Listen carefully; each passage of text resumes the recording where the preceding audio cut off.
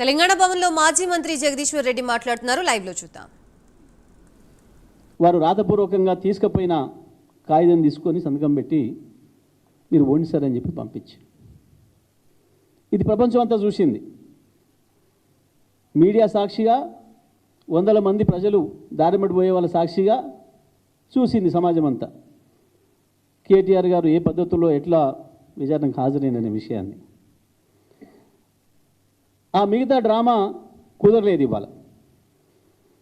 అది కూడా మేము జాగ్రత్త తీసుకొని మా మాజీ శాసనసభ్యుడు పట్నం నరేందర్ రెడ్డి విషయంలో ఏదైతే పోలీసులు చట్ట ప్రకారం విధి నిర్వహణ చేయకుండా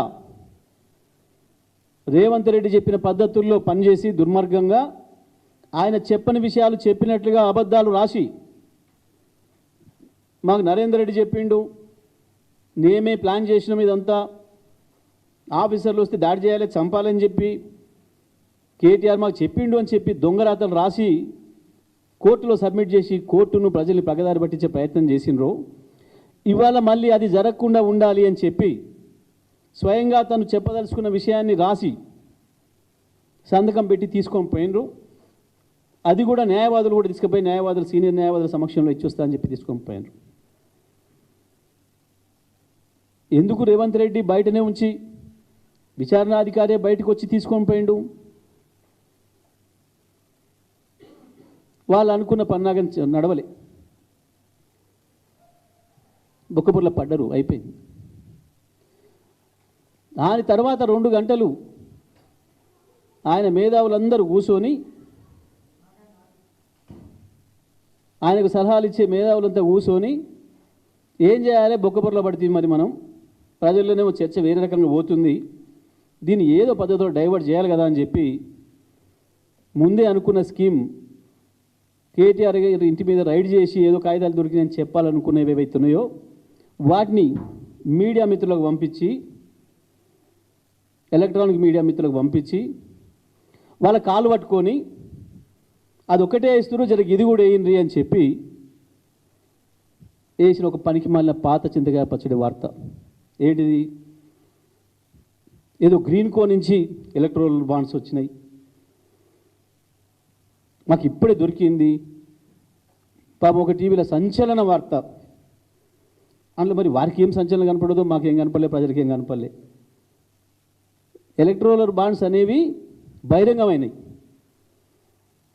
కోర్టు ఉత్తర్వులు ఇచ్చింది, సుప్రీంకోర్టు కూడా సబ్మిట్ చేసినాయి, బ్యాంకులు బహిరంగంగా అందరికి తెలిసిన విషయం. ఆ గ్రీన్ కో కంపెనీ మాకే ఇయ్యలే, బీజేపీకి ఇచ్చింది, కాంగ్రెస్కి ఇచ్చింది, మాకు ఇచ్చింది, ఇంకో పార్టీకి ఇచ్చింది, ఇంకో పార్టీకి ఇచ్చింది. ఈ దేశంలో ఉన్న 7-10 పార్టీలకు ఇచ్చినాయి అందరికీ. కాంగ్రెస్ కూడా 25-27 కోట్లు ఇచ్చింది, బీజేపీ కూడా 40-50 కోట్లు ఇచ్చినట్టుంది. ఇస్తే ఏముంది దానికి?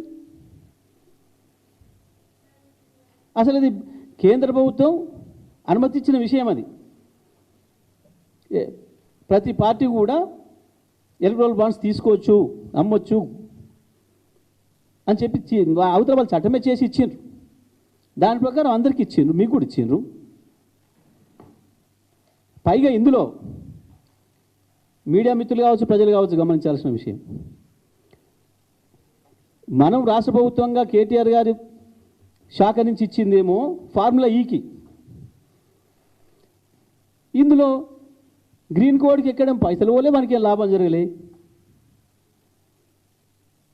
నిజమే వీళ్ళు ఏందో కనిపెట్టినట్టు రేవంత్ రెడ్డి సిబిఐ కంటే మించి, ఎఫ్బిఐ కంటే, రా కంటే, కేజీబీ కంటే, మొస్సాద్ కంటే మించి ఏదో ఏడాది కాలం వెతికి పట్టుకుంటే ఇవాళ రాత్రి పొద్దున దొరికిందని చెప్పబడిన ఆ గ్రీన్ కో ఎలక్ట్రల్ బాండ్స్ విషయం, దానికి ఏం సంబంధం? ఏం లేదు. దీంట్లో సాపుగా ఉన్నది ఉన్నట్టుగా చెప్తా ఉన్నా. పొదువుకంగా మళ్ళీ టీవీలలో చర్చలు అవుతాయి.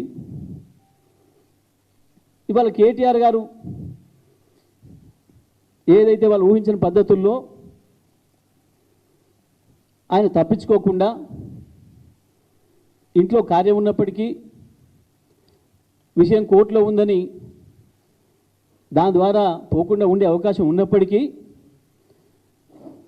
తన నిజాయితీ నిరూపించుకోవడం కొరకు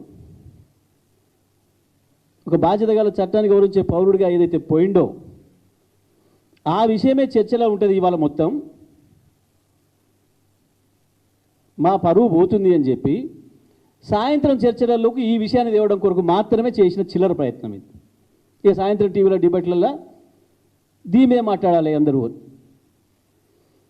ఈ డైవర్షన్ పాలిటిక్స్ కాపాడలేవు రేవంత్ నిన్ను.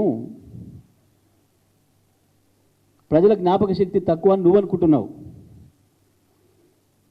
కానీ ప్రజల జ్ఞాపక శక్తి చాలా ఎక్కువే. వాళ్ళ జ్ఞాపకంలోకి వచ్చింది ఏది కూడా అంత ఈజీగా మర్చిపోరు. ప్రజలకి కొంతమందిని గుర్తించడం కూడా కష్టం, గుర్తించలేరు, అది వేరు విషయం. ఎందుకంటే పాపం నిన్న మొన్న కూడా మళ్ళీ జరుగుతున్నాయి. ముఖ్యమంత్రి పేరు ఇంకోటి చెప్పినందుకు పాపం వీళ్ళని జైలు పంప, వాళ్ళ మీద కేసు పెట్టా, వీళ్ళ మీద కేసు పెట్టా చేస్తే నిన్న పాపం అక్కడిక్కడికి పోతే 2-3 గుర్తుపట్టనట్టున్నారు ఇంకా ముఖ్యమంత్రిగా. అంటే నిజమే, ప్రపంచంలో 2 రకాల మనుషులు ఉంటారు. వాడు మంచి పని చేసి గుర్తింపు తెచ్చుకోవాలనుకుంటాడు, వాడి రౌడీ పని చేసి గుర్తింపు తెచ్చుకోవాలనుకుంటాడు. నువ్వు 2వ మార్గం ఎంచుకున్నట్టున్నావు.